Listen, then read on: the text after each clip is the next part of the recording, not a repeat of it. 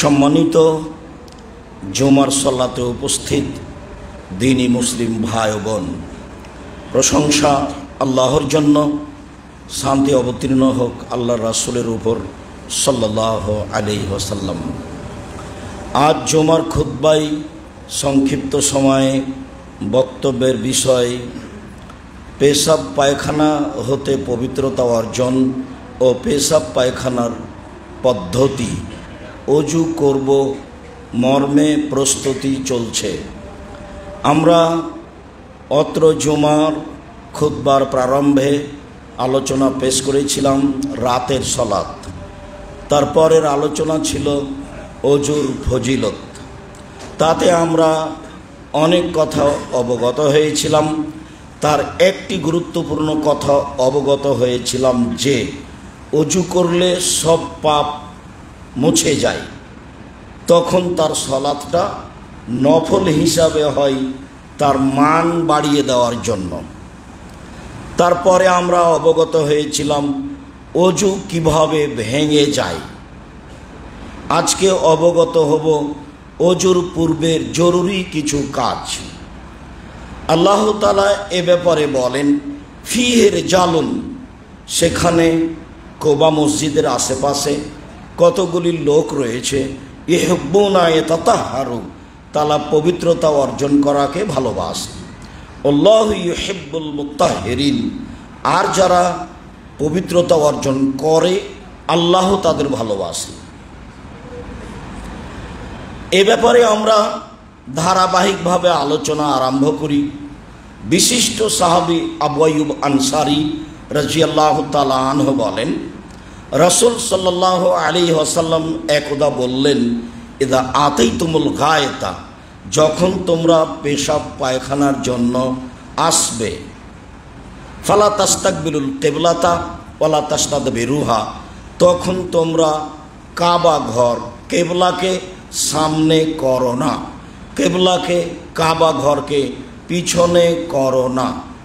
ওয়ালাকিন শাররিকু ওয়া গাররিবু, তবে মদিনাবাসী তোমরা শোনো, তোমাদের থেকে কাবা ঘর উত্তরে রয়েছে, মর্মে তোমরা পশ্চিমমুখী হয়ে বা পূর্বমুখী হয়ে পেশাব পায়খানার কাজ পূর্ণ করতে পারো। তবে মদিনাবাসী তোমাদের পূর্ব পশ্চিমে মুখ করলে কোনো সমস্যা নেই। অত্র বুখারী মুসলিমের হাদিসে রাসূল সাল্লাল্লাহু আলাইহি সাল্লাম জোরালোভাবে আদেশ করলেন যে তোমরা কিবলা কাবা ঘরকে পেশাব পায়খানার সময় সামনে বা পিছনে করো না। এখানে একটি কথা অনেক বিদ্বান্তা মেনে নেননি, অনেক বিদ্বান্তা মেনে নিয়েছেন। কথাটি স্পষ্ট থাকা ভালো, যেহেতু কথাটি বুখারী মুসলিমের হাদিস দ্বারা প্রমাণিত। আব্দুল্লাহ ইবনে উমর রাদিয়াল্লাহু তাআলা আনহু বলেন, ইরতাকাইতু ফাওকা বাইতে হাফসা, আমার বোন হাফসার বাড়ির ছাদের উপরে আমি একদা উঠলাম। উমরের ছেলে আব্দুল্লাহ ইবনে উমর রাদিয়াল্লাহু তাআলা আনহু বলেন, আমার বোন হাফসার বাড়ির ছাদের উপরে একদা উঠলাম। ফারাআইতুন নবিয়্য সাল্লাল্লাহু আলাইহি সাল্লাম ইয়াকজি হাজাতাহু মুস্তাকবিরাল কিবলা ও মুস্তাকবিলাশ শাম, দেখি তিনি পেশাব পায়খানার কাজ পূর্ণ করছেন কাবা ঘরকে পিছন দিকে করে আর বাইতুল মুকাদ্দাসকে সামনের দিকে করে। হাদিস বুখারী মুসলিম। তাতে এক শ্রেণীর বিদ্বান বলতে চাইলেন যে পেশাব পায়খানার ঘরটি ঘেরা হোক অথবা ফাঁকা জায়গায় হোক, কোনো সময়তেই তাকে পিছনে বা সামনে রাখা যাবে না। এক শ্রেণীর বিদ্বান বলতে চাইলেন যে ঘেরা জায়গায় করা যায়, প্রমাণে দলিল আছে বুখারী মুসলিম হতে, ফাঁকা জায়গায় করা যায় না। এক শ্রেণীর বিদ্বান বলতে চাইলেন যে সামনের দিকে কখনো করা যাবে না, পিছনের দিকে করা যেতে পারে। আমরা কথা ছোট খাটো হালকা করে দিই। তা হলো কোনো কারণবশত যদি কাবা ঘর সামনে বা পিছনে হয়ে যায় তাহলে ঘেরা স্থানে হতে পারে, সামনে অন্তরাল আট থাকলে হতে পারে, অন্যথায় ফাঁকা জায়গায় কোনো সময়তেই কাবা ঘর কেবলাকে সামনে ও পিছনে করা যাবে না। সালমান ফারসি রাদিয়াল্লাহু তাআলা আনহু বলেন, নাহানা রাসূলুল্লাহ সাল্লাল্লাহু আলাইহি সাল্লাম আন নাস্তাকবিলাল কিবলাতা লিগায়তিন ওয়া লিবাউলিন। আল্লাহর নবী আমাদেরকে নিষেধ করেছেন পেশাব পায়খানার সময় কেবলাকে কাবা ঘরকে সামনে ও পিছনে করতে নিষেধ।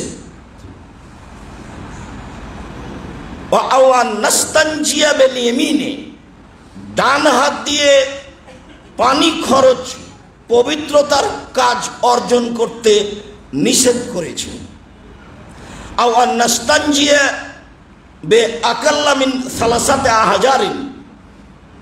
পানি ছাড়া পবিত্রতা অর্জন করলে 3 ঢেল 3 বার টিস্যু পেপার ব্যবহার করা ছাড়া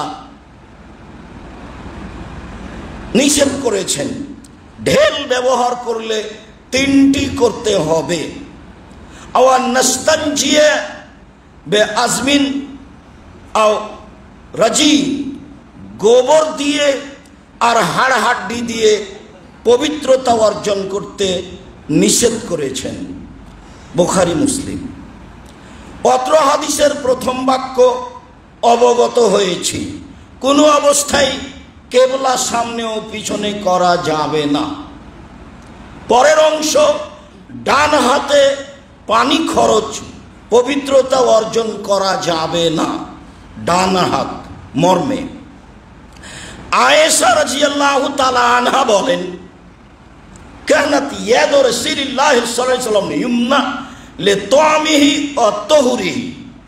আল্লাহর নবীর ডান হাত খান ছিল খাদ্যের জন্য আর ভালো পবিত্র কাজের জন্য। ওয়া ইয়াদিহুল ইউসরা, আর বাম হাত খান ছিল লেখালাইহি ওয়া মা কানা মিন আদা, পেশাব পায়খানা থেকে পবিত্রতা অর্জন করার জন্য আর দুনিয়াতে যা কিছু আছে অপবিত্র খারাপ কিছু তা ধরার জন্য বা হাতটি ব্যবহার করার জন্য ছিল আল্লাহর নবীর বাম হাত। আব্দুল্লাহ ইবনে উমর রাদিয়াল্লাহু তাআলা আনহু বলেন, রাসূল সাল্লাল্লাহু আলাইহি ওয়াসাল্লাম বলেছেন, লা ইয়াকুলান্না আহাদুকুম বিশিমালিহি ওয়া লা ইয়াশরাবান্না বিহা। অবশ্যই অবশ্যই তোমাদের কোনো ব্যক্তি যেন বাম হাতে না খায়, বাম হাতে পান না করে, জরুরি ঘোষণা।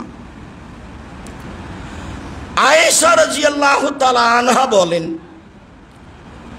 কানা রাসূলুল্লাহ সাল্লাল্লাহু আলাইহি ওয়াসাল্লাম ইউহিব্বুত তায়াম্মুনা ফি শানি কুল্লিহি হাত্তা ফি তুহুরিহি ওয়া তানাজ্জুলিহি ওয়া তানাউলিহি। আল্লাহর নবী সব কাজে ডান ভালোবাসতেন, বিশেষভাবে পবিত্রতা অর্জনে, বিশেষভাবে জুতা স্যান্ডেল পরিধানে, বিশেষভাবে মাথার চুল চিরুনি করাতে। চিরুনি তিনি মাথার ডান দিকে লাগাতেন। তিনি ডানের জুতা আগে পরতেন, বাম পায়ে জুতা পরে পরতেন। তিনি সব কাজে ডান ভালোবাসতেন। একদা পানি পান করার পরে গিলাসটা দিতে চাইলেন অন্যকে পান করার জন্য। ওই সময়ে ডানে ছিলেন, বামে ছিলেন বড় বড় বিদ্বান, ওমর, আবু বকর সিদ্দিক, ডানে ছিল কিছু ছোট ছেলে। তো আল্লাহর নবী বললেন যে, ও ছোট ছোট ছেলে, তোমরা যদি আমাকে অনুমতি দাও তাহলে গিলাসটা আমি বাম দিকের বড় মানুষদের দিই। তখন ছোট ছেলেগুলি বলল, জি না, যেটা আমাদের সুযোগ রয়েছে আপনার পক্ষ থেকে পাওয়ার সেটা আমরা নিবই। তো আল্লাহ রাসূল বললেন, ঠিক আছে নাও। অত্র বুখারী মুসলিমের হাদিসে বোঝা যায় মুহাম্মদ সাল্লাল্লাহু আলাইহি সাল্লাম নিজ নীতিতে নিজেই জিম্মি, নিজ নীতিতে নিজেই জিম্মি। কেননা তার কোন নীতি তার ব্যক্তিগত নয়, নইলে তিনি সরাসরি বলতে পারতেন পৃথিবীর এত বড় মানুষ, আদম থেকে নিয়ে কিয়ামত পর্যন্ত যত মানুষ এসেছে, যত মানুষ আছে, যত মানুষ আসবে, সবার চেয়ে দামি ব্যতিক্রম মানুষ মুহাম্মদ সাল্লাল্লাহু আলাইহি সাল্লাম। ইচ্ছা করলে বলতে পারতেন আজ তোমরা ছোট ছেলে ডানে আছে থাকো, আমি বড়দের দিয়ে দিলাম, এই কথা তিনি বলতে পারতেন। এত বড় মানুষকে ছোট ছোট ছেলের কাছে অনুমতি নিতে হবে, উমারের মতো মানুষকে গিলাসটা দিতে তিনি তার নীতির কাছে নিজেই জিম্মি।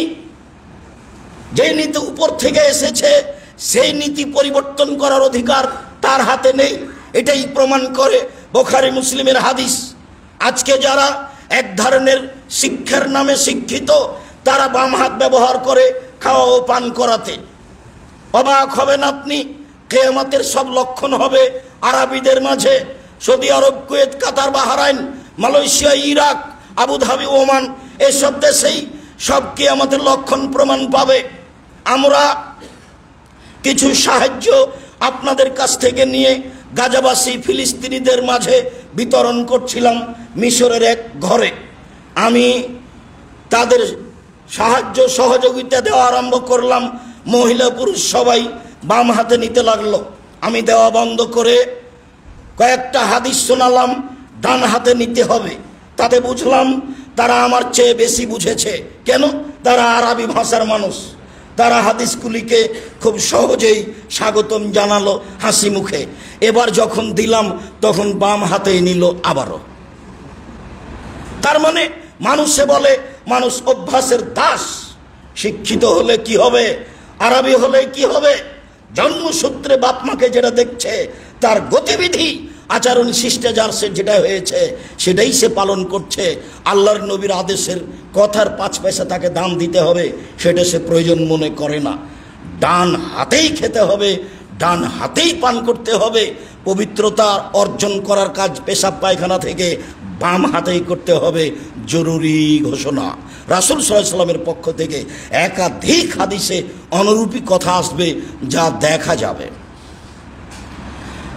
আবু হুরায়রা রাদিয়াল্লাহু তাআলা আনহু বলেন, রাসূল সাল্লাল্লাহু আলাইহি ওয়াসাল্লাম বলেছেন, ইদা শারিবা আহাদুকুম ফালায়াতানাফাস ফিল ইনাই, যখন তোমাদের কেউ পানীয় জিনিস পান করবে, চা বা পানি, তখন সেই জন্য তাতে ফোঁক না দেয়। কি রহস্য আমি আর আপনি বুঝি। ফোঁক দিলে কি হবে? তিনি না করে দিলেন, তা দিতে পারবে না। তারপরে তিনি বললেন, ওয়াইদা আতা আহাদুকুমুল খালা, যখন তোমাদের কোনো ব্যক্তি পেশাব পায়খানার জন্য আসবে টয়লেটে, শৌচালয়ে, ফালা ইয়ামাসসু যাকারাহু বিয়ামিনিহি, সে যেন তার পুরুষ অঙ্গ, স্ত্রী অঙ্গ ডান হাত দিয়ে স্পর্শ না করে। তারপরে তিনি বললেন, ওয়ালা ইয়াতামাসসাহু বিয়ামিনিহি, আর সে যেন যখন পবিত্রতা অর্জন করবে, পানি খরচ করবে, তখন সে যেন ডান হাত ব্যবহার না করে, বাম হাত দিয়ে পবিত্রতা অর্জন করে। সব আদেশ, আদেশবাচক শব্দ। এবার আরো অবাক হতে হবে, অবগত হলেই বুঝবো কেমন কথা।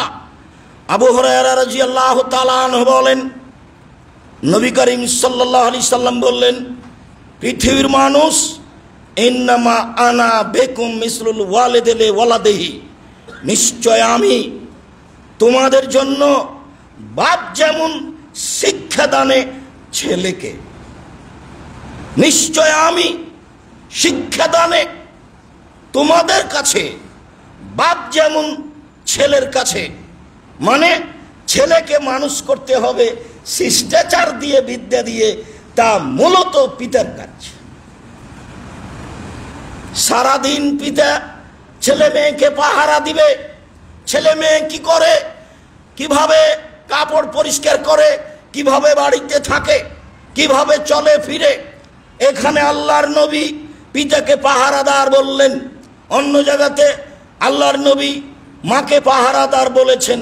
মানে জাবের রাদিয়াল্লাহু তাআলা আনহু বললেন, আল্লাহর নবী যখন বললেন, জাবের তুমি কুমারী মেয়ে কেন বিবাহ করনি, তুমি তার সাথে খেলতে, ও তোমার সাথে খেলতো। তখন জাবের রাদিয়াল্লাহু তাআলা আনহু বললেন, আল্লাহর নবী আমার পিতা উহুদের যুদ্ধে শহীদ হয়েছেন, 9 জন মেয়ে রেখে গেছেন। আনা আকরাহু আনা তাজাওয়াজা মিসলাহুন্না, তাদের মতো কম বুদ্ধির মেয়ে, ছোট মেয়ে, বয়সে কম এমন মেয়ে আমি বিবাহ করতে চাইনি 4টা কারণে। আমি বয়সের মেয়ে, বুদ্ধি রাখে, ছেলে মেয়ে লালন পালন করতে পারবে এরকম মেয়েকে বিবাহ করেছি। তালাক প্রাপ্তা মেয়ে বিবাহ করেছি 4টা কারণে।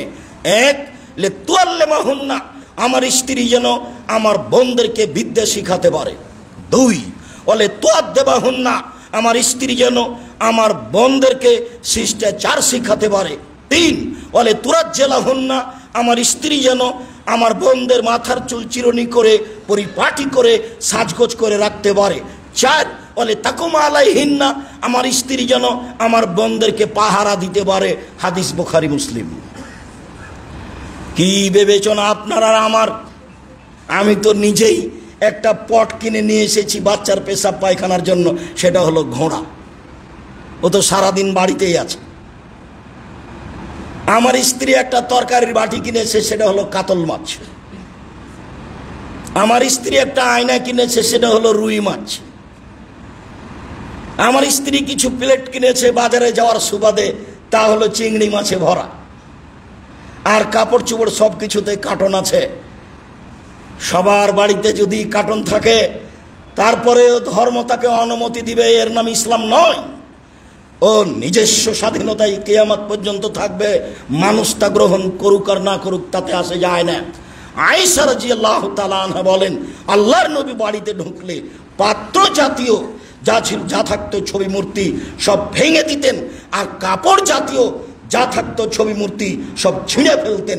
একাধিক সহিহ হাদিস। কথায় ফিরে যাই, এখানে আল্লাহর নবী বললেন, আমি হচ্ছি তোমাদের কাছে পিতা যেমন ছেলের কাছে, অতএব পিতার দায়িত্ব পালন করো। তো আমি বলি ওয়াল্লিমুকুম, আমি তোমাদের শিখিয়ে দিতে চাই। কি শিখাবো? দেখেন, শিক্ষক হিসাবে, পিতা হিসাবে জাতির সামনে কথা পেশ করছেন।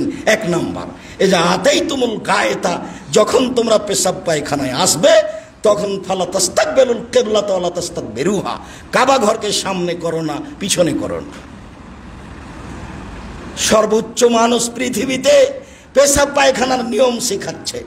তাই তো ইহুদিরা বলেছিল, মোহাম্মদ নাকি তোমাদের বড় মানুষ, সে নাকি পেশাব পায়খানার নিয়ম শিখাইছি। ছি ছি, এটা কথা হলো?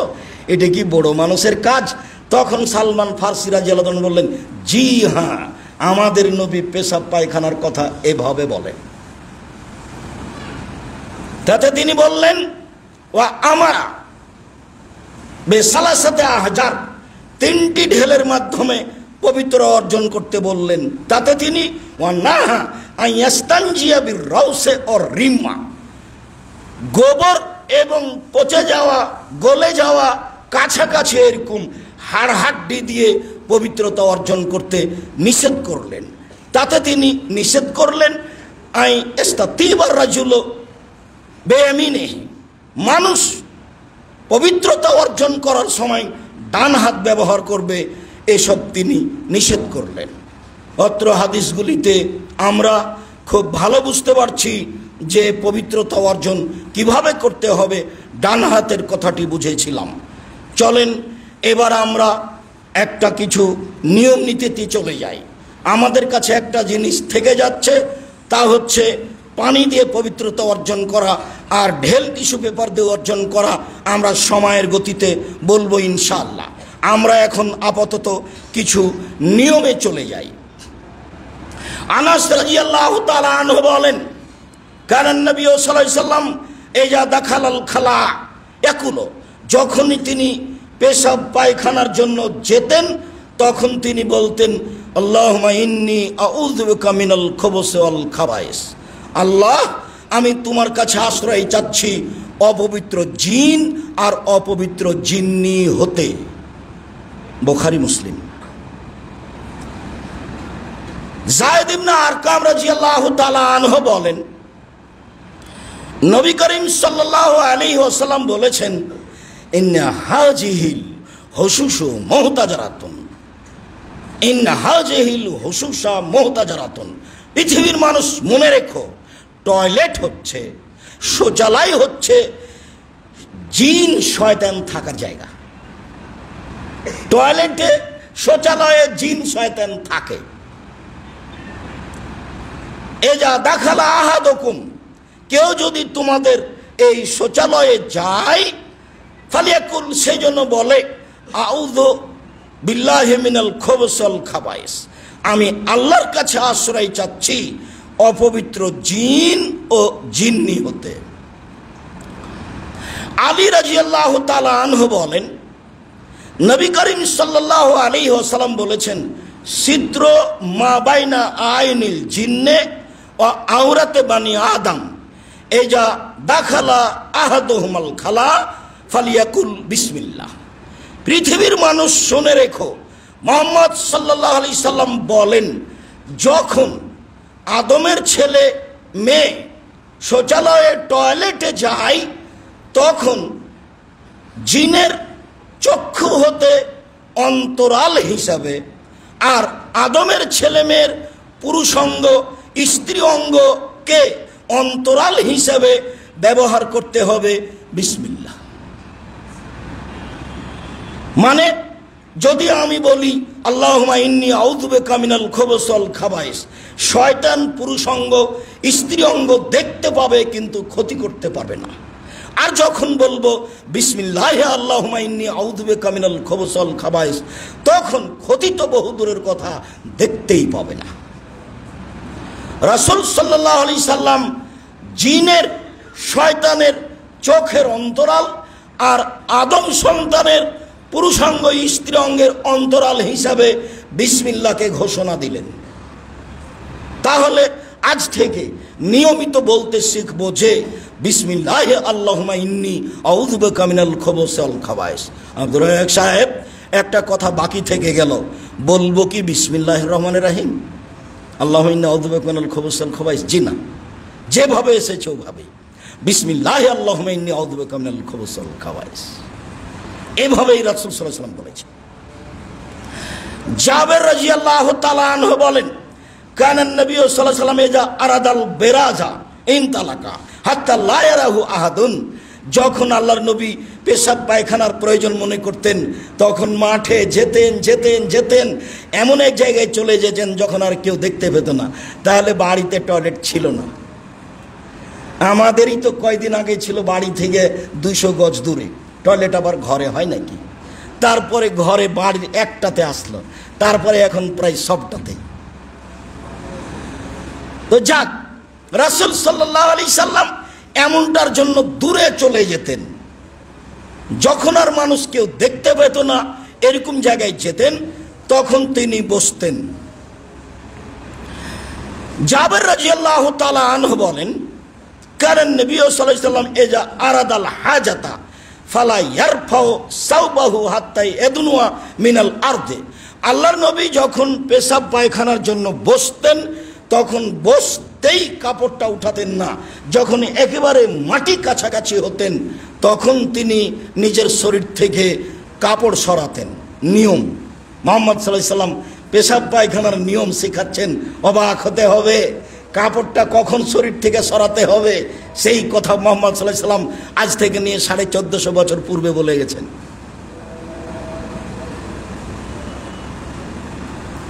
সম্মানিত দিনী ভাই ও বোন, রাসূল সাল্লাল্লাহু আলাইহি সাল্লাম স্ত্রী মিলন সহ পারিবারিক সব কিছু কথা জাতির সামনে পেশ করে গেছেন, যাতে করে জাতি তার পদ্ধতি সব কিছুতে গ্রহণ করতে পারে। মানুষ গ্রহণ করুক আর না করুক, আল্লাহর নবী দিয়ে গেছেন, এ কথাই ঠিক। আবু হুরায়রা রাদিয়াল্লাহু তাআলা আনহু বলেন, রাসূল সাল্লাল্লাহু আলাইহি ওয়াসাল্লাম বলেছেন, এদা আতাইতুমুল গায়েতা আও এদা আতাইতুম মুস্তাহাম্মাকুম, যখন তোমরা তোমাদের টয়লেটে বা গোসলখানায় আসবে, তো ফালা ইয়াগতাসিলু ফিহি ওয়া ইয়াতাওয়াদ্দাউ ফিহি ফালা ইয়াবুলান্না আহাদুকুম, তো গোসলখানায় তোমরা পেশাব করো না। কেন? একটু পরে সেখানেই অজু করবে, একটু পরে সেখানেই গোসল করবে, তাহলে তোমরা গোসলখানায় পেশাব করবে কেন? ফাইনা আম্মাতাল ওয়াসওয়াসা মিনহু, সাধারণত ধারণা ওয়াসওয়াসা এখান থেকে আসতে পারে, আসে। আহারে পেশাব মনে হয় ছিটে পড়েছে গায়ে, আহা পেশাব মনে হয় এখানে মেঝেতে পড়ে আছে, এদিক ওদিকে দেওয়ালে মনে হয় পেশাব ছিটে আছে, এমনটা হতে পারে। যার কারণে তোমরা গোসলখানাতে পেশাব করো না, যেখানে তোমরা অজু করবে, যেখানে তোমরা গোসল করবে। সম্মানিত দিনী ভাই বোন, এখন তো আমাদের শৌচালয় টয়লেট যেটা, সেটাই হলো গোসলখানা, সেটাই হলো পেশাবখানা, সেটাই হলো পায়খানা, সব কিছুই মনে রাখতে হবে। সেইগুলি ছিল মাটির, পানি ঢেলে দিলেই সহজে পরিষ্কার হওয়ার পথ ছিল না। আর এখন হচ্ছে একেবারে উন্নত মানের, শোয়ার ঘরটা যত ভালো, টয়লেট তার চেয়ে অনেক বেশি ভালো, সবাই চেষ্টা করে। মনে রাখা ভালো হবে, জনৈক ব্যক্তি মসজিদে ঢুকে পেশাব আরম্ভ করলো, সাহাবীগণ তাকে ধমকাতে লাগলেন। আল্লাহর নবী বললেন, থামো, ধমকায়ও না, পেশাব করতে দাও। পেশাব যখন শেষ হলো তখন তিনি বললেন, শোনো, মসজিদ হচ্ছে সলাতের জায়গা, কোরআন তেলাওয়াতের জায়গা, তাসবিহ তাহলিলের জায়গা, পেশাবের জায়গা নয়। তারপরে বললেন, উমর আবু বকর সিদ্দিক, তোমরা পানি নিয়ে এসে পেশাবের উপরে ঢেলে দাও। হাদিস বুখারী মুসলিম। বাঙালি যদি গালি না দেয়, কিছু যদি না বলে, তাহলে অন্তত বলবে, যা যা পানি নিয়ে পেশাবগুলি কেন পানি নিয়ে এসে ঢেলে দে। আল্লাহর নবী তাকে বললেন, মসজিদ পেশাবের জায়গা নয়, মসজিদ হলো সলাতের জায়গা, মসজিদ হলো কোরআন তেলাওয়াতের জায়গা, মসজিদ হলো তাসবিহ তাহলিলের জায়গা। আর বললেন, উমর আবু বকর সিদ্দিক, পানি নিয়ে এসে পেশাবে ঢেলে দাও। হাদিস বুখারী মুসলিম।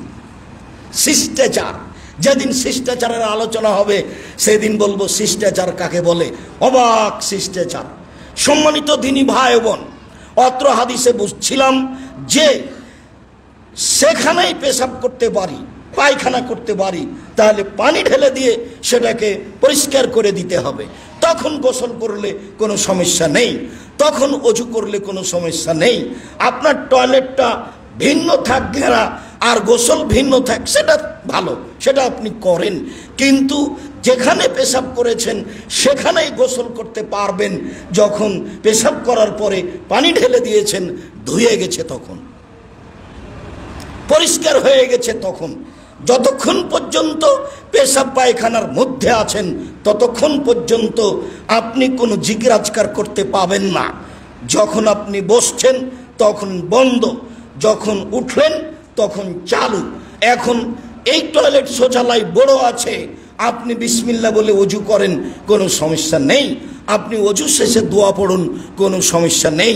পেশাব পায়খানা চলাকালীন কোনো প্রকার ইবাদত চলবে না, সব বন্ধ, যা একাধিক হাদিসগুলি দ্বারা প্রমাণিত হয়। আমরা বিষয়টি ভালোভাবে অবগত হচ্ছিলাম বলে আমরা মনে করছি, বাকি অংশ পরে। আল্লাহুম্মা সাল্লি আলাইহি, আল্লাহুম্মা বারিক আলাইহি।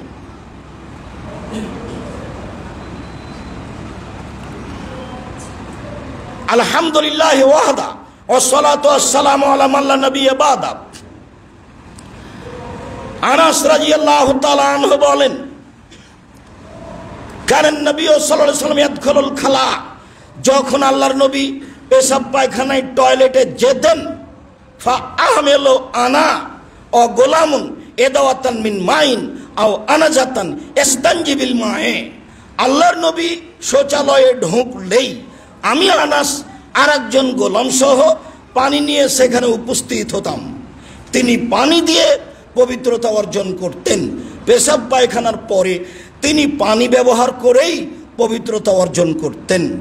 আবু হুরায়রা রাদিয়াল্লাহু তাআলা আনহু বলেন, কানান নবী সাল্লাল্লাহু আলাইহি ওয়াসাল্লাম ইজা দাখালাল খালা, যখন আল্লাহর নবী পেশাব পায়খানার জন্য টয়লেটে শৌচালয়ে প্রবেশ করতেন, ফাআতাইতুহু বিমাইন ফি তাওরিন, আমি একটা মগে জগে আমি পানি নিয়ে উপস্থিত হতাম।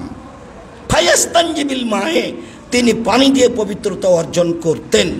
সুম্মা মাসা ইয়াদাহু আলাল আরজে, পবিত্রতা অর্জন করার পরে হাত মাটির ওপরে মারতেন, মাটির ওপরে হাতটা ঘষে দিতেন, তারপরে হাত ডলে ধুয়ে পরিষ্কার করতেন। বোঝা যাচ্ছে যে পেশাব পায়খানার পরে পানি খরচ করার পরে হাত মাটি দিয়ে বা সাবান দিয়ে মাজতে হবে এবং ধুইতে হবে। সাবান দিয়ে কতটুকু পরিষ্কার হবে হবে এ কথাই ঠিক, তবে রাসূল সাল্লাল্লাহু আলাইহি সাল্লাম মাটি ব্যবহার করতেন, হয়তোবা তার ভিতরে যোগ্যতা বেশি আছে অপবিত্রতাকে দূর করার জন্য। তবে আমরা এখন আরো উন্নত মানের পদার্থ ব্যবহার করছি, তাতে আমরা বুঝছি যে আমাদের হাত পরিষ্কার হয়েছে। আপনি করোনা কি দিয়ে ঠেকাবেন, কেউ বুঝলো না। যখন করোনা এসেছিল তখন আমি বলেছিলাম মুহাম্মদ সাল্লাল্লাহু আলাইহি সাল্লামের পদ্ধতি কেউ দেখলো না, আলেম ওলামাও দেখলো না, নগদ বলল 3 ফুট। আমি বললাম কিয়ামত পর্যন্ত হবে না, পায়ের সাথে পা মিলাইতে হবে, এটাই চূড়ান্ত সিদ্ধান্ত। সিদ্ধান্ত পরিবর্তন করতে হলে মুহাম্মদ সাল্লাল্লাহু আলাইহি সাল্লামকে আবার দুনিয়া আসতে হবে। যেহেতু মুহাম্মদ সাল্লাল্লাহু আলাইহি সাল্লাম কিয়ামত পর্যন্ত আর কোনোদিন আসবেন না, কাজে তার নিয়ম কিয়ামত পর্যন্ত পরিবর্তন হবে না। মুসাফা করলে পাপ মিটে যায়, তিনি বলেছেন 2 হাত ত্রিউত্থকের পূর্বে সব পাপ মিটে যাবে, আর বলছে মুসাফা করা হবে না। একজন মাওলানা বিমানবন্দরে বললেন একজনকে যে আমি মুসাফা করি না, তিনিও বড় আলেম, 2-1 খাদেম দেখলাম। আল্লাহ ভালো জানে কে কিভাবে চলে, কে কি করে, ধর্মকে কিভাবে মানে। আলেম হলেই যে ধর্ম মানবে এমনটা কথা নয়, ধর্ম মানতে হবে রাসূল সাল্লাল্লাহু আলাইহি সাল্লামের নীতিতে, আর তাকদীরকে বিশ্বাস করতে হবে। হোক না কেন করোনা, মুসাফা করবই, যা হবে হবে। পৃথিবী সৃষ্টির 50,000 বছর পূর্বে যদি করোনা লেখা থাকে তাহলে মুসাফাই হয়ে যাবে, আর যদি না লেখা থাকে তাহলে মুসাফা কেন, তার গায়ের সাথে যদি গাও লাগিয়ে বাকি জীবন থাকে হবে না। এভাবে বিশ্বাস করতে হবে ভাগ্যকে। তাহলে আপনি ভাগ্যকে বিশ্বাস করেন, এটা বোঝা যাবে। এমনিতে বলেছেন আপনি ভাগ্যকে বিশ্বাস করেন, ভুল হিসাব, আপনি ভাগ্যকে বিশ্বাস করেন না। সম্মানিত দিনী ভাই বোন, বলছিলাম পবিত্রতা অর্জন করা পানি দিয়ে, পানি দিয়ে পবিত্রতা অর্জন করা। আবু আইয়ুব আনসারী রাদিয়াল্লাহু তাআলা আনহু বলেন, এই আয়াতটি যারা পানি দিয়ে পবিত্রতা অর্জন করে তাদের ব্যাপারে অবতীর্ণ হয়েছে। কোন আয়াতটি? ফিহি রিজালুন, কোবায় কতগুলি আনসার রয়েছেন, তাদের ব্যাপারে এই আয়াত নাজেল হয়েছে। ইহুব্বুনা আয়াতাতাহহারু, তারা ভালোবাসে পবিত্রতা অর্জন করতে, আর আল্লাহ ভালোবাসেন ওদের যারা পবিত্রতা অর্জন করে। ফাকাল রাসূলুল্লাহ সাল্লাল্লাহু আলাইহি সাল্লাম, ইয়া আহলাল আনসার, ও আনসার সাহাবীগণ, শোনো তোমরা, ইন্নাল্লাহা কাদ আনসা আলাইকুম ফিত তাহুর, তোমাদের পবিত্রতার ব্যাপারে আল্লাহ তাআলা প্রশংসা করেন। ওমা তাহুরুকুম, তোমাদের পবিত্রতা কি? তোমাদের পবিত্রতার ব্যাপারে আল্লাহ প্রশংসা করেন, বলো তো তোমাদের পবিত্রতা কি? তাহলে বোঝা যাচ্ছে আল্লাহর নবী গায়েব জানতেন না, নিজের সাহাবী, নিজের আশেপাশে থাকেন, কি পবিত্রতা অর্জন করেন তিনি নিজেই জানেন না। জিজ্ঞাসা করছেন তোমাদের পবিত্রতা কি, আল্লাহ কেন তোমাদের প্রশংসা করেন? তখন তারা বলছেন যে আরে শোনেন, নাতাওয়াজ্জা বিল মায়ে, পানি দিয়ে ওযু করি, এক, ও নাগতাসিলু মিনাল জানাবা, পানি দিয়ে ফরজ গোসল করি, ও নাস্তানজি বিল মায়ে, পানি দিয়ে পেশাব পায়খানা থেকে পবিত্রতা অর্জন করি, পানি দিয়ে পেশাব পায়খানা থেকে পবিত্রতা অর্জন করি। এইটা মনে থাকার কথা, একবার অবগত হয়েছি, আবার হচ্ছি। এক, পানি দিয়ে ওযু করি, 2, পানি দিয়ে ফরজ গোসল করি, 3, পানি দিয়ে পেশাব পায়খানার পরে পবিত্রতা অর্জন করি। তখন আল্লাহ রাসূল বলছেন, হুয়া দাকা ফালাইকুম, হ্যাঁ এটাই সেটাই, এটাই হলো প্রশংসা করার মাধ্যম। তোমরা এটা শক্তভাবে ধরো, তোমরা এটা শক্তভাবে ধরো। অত্র আয়াত, অত্র হাদিসকে বিকৃত করে ভারত বাংলাদেশের এক শ্রেণীর মানুষ ধরেছে যে পানি দিয়ে পবিত্রতা অর্জন করার পূর্বে ঢেল টিস্যু পেপার ব্যবহার করতে হবে, 40 কদম হাঁটতে হবে, পায়ের ওপরে পা উঠাতে হবে, খক খক করে কাশতে হবে, তাহলেই মূলত পবিত্রতা অর্জন হবে। এই কথা আল্লাহ বলেছেন এখানে। আল্লাহর কসম, এমন কথা আল্লাহ এখানে বলেননি, এমন কথা মুহাম্মদ সাল্লাল্লাহু আলাইহি ওয়াসাল্লাম বলেননি। যদি তাই হতো, পবিত্রতা অর্জন যদি সেভাবেই করতে হতো, তো পুরুষেরা 40 কদম হাঁটবে, মহিলারা হাঁটবে না? পবিত্রতা শুধু তাদেরই লাগবে, মহিলাদের লাগবে না? মহিলারাও তাহলে ঢেল নিয়ে 40 কদম হাঁটবে, পায়ের উপরে পা উঠাবে, খক খক করে কাশবে, তাদেরও পবিত্রতা যা, এদেরও পবিত্রতা তা।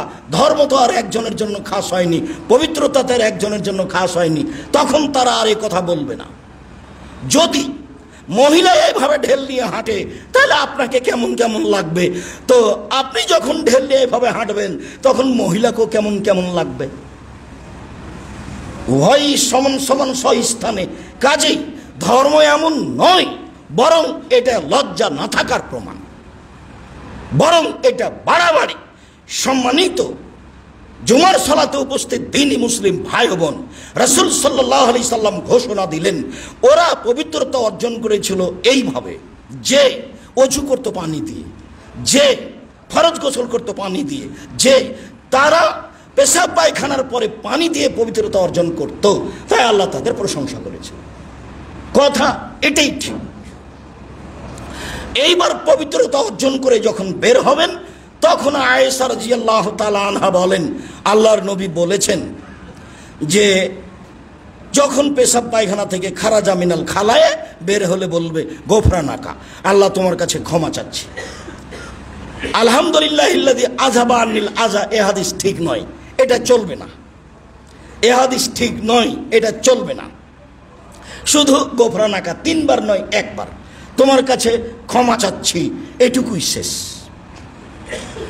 এরপরের অংশে যাই। রাসূল সাল্লাল্লাহু আলাইহি ওয়াসাল্লাম পবিত্রতা অর্জন করার ব্যাপারে যে কথাগুলি স্পষ্ট করলেন, তার মধ্যে জরুরি কথা থাকলো যে বাম হাতে পবিত্রতা অর্জন করতে হবে। তার মধ্যে জরুরি কথা থাকলো যে আল্লাহর নবীকে ঢেল, আল্লাহর নবী হাড় এবং পেশাব, গোবর এবং কয়লা দিয়ে পবিত্রতা অর্জন করতে নিষেধ করলেন। আব্দুল্লাহ ইবনে মাসউদ রাদিয়াল্লাহু তাআলা আনহু বলেন, আল্লাহর নবী বললেন, লা তাস্তানজু বিরজিয়ে ওয়ালা বিররাউসে, তোমরা গোবর দিয়ে এবং হাড় হাড্ডি দিয়ে পবিত্রতা অর্জন করো না। আব্দুল্লাহ ইবনে মাসউদ রাদিয়াল্লাহু তাআলা আনহু বলেন, কাদেমান নবী সাল্লাল্লাহু আলাইহি সাল্লাম কাদেমা আলা নবী সাল্লাল্লাহু আলাইহি সাল্লাম আবদুল জিন্নে, একদা জিনের একটা দল নবীর কাছে আসলো। একদা জিনের একটা দল নবীর কাছে এসে বলছে, আল্লাহর নবী, ইনহা উম্মাতাক ইয়া রাসূলুল্লাহ, হে আল্লাহর রাসূল, আপনি আপনার উম্মতকে নিষেধ করে দিন, আইয়াস্তানজু বিররাউসে অল এদামে অল হামামা, ওরা যেন হাড় হাড্ডি দিয়ে পবিত্রতা অর্জন না করে, ওরা যেন গোবর দিয়ে পবিত্রতা অর্জন না করে, ওরা যেন কয়লা দিয়ে পবিত্রতা অর্জন না করে। কেন? ইন্নাল্লাহ জাআলা ফিহা রিজকান লানা, আল্লাহ তাআলা এগুলি আমাদের জন্য রুজি করে দিয়েছে। জিনেরা এসে বলছে যে এইটা আল্লাহ আমাদের জন্য রুজি, খাদ্য করে দিয়েছেন। গোবর খাদ্য, আমার ফেলে দেওয়া হাড় হাড্ডি খাদ্য, কয়লা খাদ্য। কিভাবে খাদ্য এটা আমার আপনার বুঝার প্রয়োজন নেই, হয়তোবা স্বাদটা আমি যা পেয়েছি এখন তার চেয়ে বেশি করে দেওয়া হয়েছে। আল্লাহ তাআলা যেদিন সব জান্নাতীকে নাস্তা দিবেন, প্রথম নাস্তা, তখন সারা পৃথিবীকে রুটি বানাবেন। চাঁপাই নবগঞ্জের মহিলারা যেভাবে রুটি বানায় 2 হাতে, আল্লাহ তাআলা তার নিজ হাতে তার মতো যেভাবে তার জন্য সাজে তিনি 2 হাতে রুটি বানাবেন সারা পৃথিবীকে দিয়ে, আর মাছের কলিজা দিয়ে নাস্তা দিবেন মানুষকে। তখন তো বুড়িগঙ্গার নদীর পানি থাকবে। তাহলে আর অবাক হওয়ার কি আছে? সেদিন এই স্বাদ থাকবে। আমরা হলাম আল্লাহর মেহমান, নাস্তার ব্যবস্থা তিনি করবেন, মানে যা তিনি পেশ করবেন তা পৃথিবীতে হবে, পরকালে হবে প্রথম খাদ্য, যা ভিন্ন ধরনের অবাক হবে। ক্ষমতার মালিক তিনি, স্বাদে পরিবর্তন করে দিবেন তিনি, দেখতে পরিবর্তন করে দিবেন তিনি। অতএব আপনি আপনার উম্মতকে নিষেধ করে দেন, তারা যেন এইগুলি পবিত্রতার জন্য ব্যবহার না করে। এইগুলি আল্লাহ আমাদেরকে রুজি হিসেবে দিয়েছে। অবশ্যই অংশটা ভালো বুঝেছি। আজকের জুমার খুতবার কাছাকাছি শেষের দিকে আসি।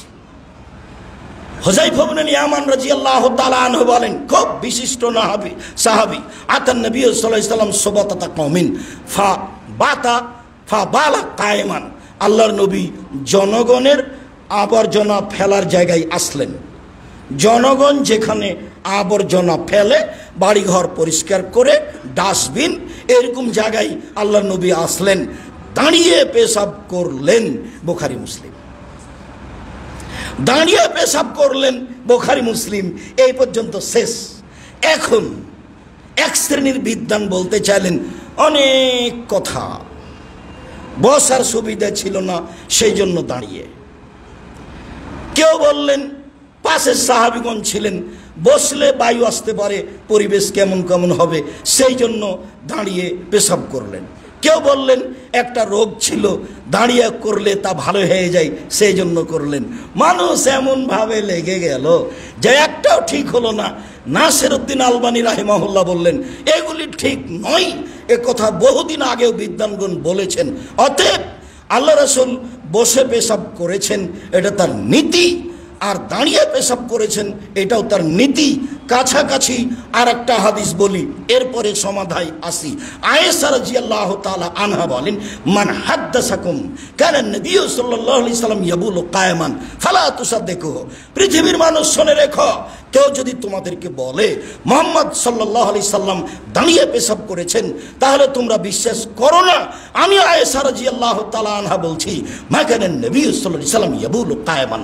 আল্লাহ রাসূল জিন্দেগিতে কখনো দাঁড়িয়ে পেশাব করেননি। তাহলে মুখামুখি হয়ে গেল। এইটা আবু দাউদের হাদিস, আর আগে যেটা হলো অনুমোদনে, সেটা হলো বুখারী মুসলিমের হাদিস। তখন বিদ্বানগণ বলেছেন বসে পেশাব করা সুন্নাত, প্রয়োজনে দাঁড়িয়ে পেশাব করতে পারে। স্বাভাবিক টয়লেটে দাঁড়িয়ে পেশাব করলে তো পেশাব চতুর্দিকে ছিটে গেছে, আর একজন তার জন্য বসা সেখানে সহজ নয়।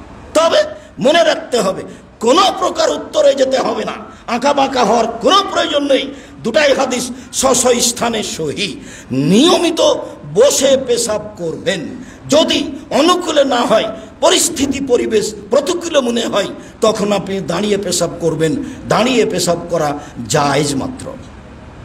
সম্মানিত জুমার সালাতে উপস্থিত দিনী মুসলিম ভাই বোন, আমরা পেশাব পায়খানার একটি বিস্তারিত সুন্দর বিবরণ পেশ করছিলাম, যা আপনি নিজেও দেখতে পারেন রিয়াজুস সালেহিনে, যা আপনি নিজেও দেখতে পারেন মেশকাতে, যা আপনি নিজেও দেখতে পারেন আমাদের বই পুস্তকে।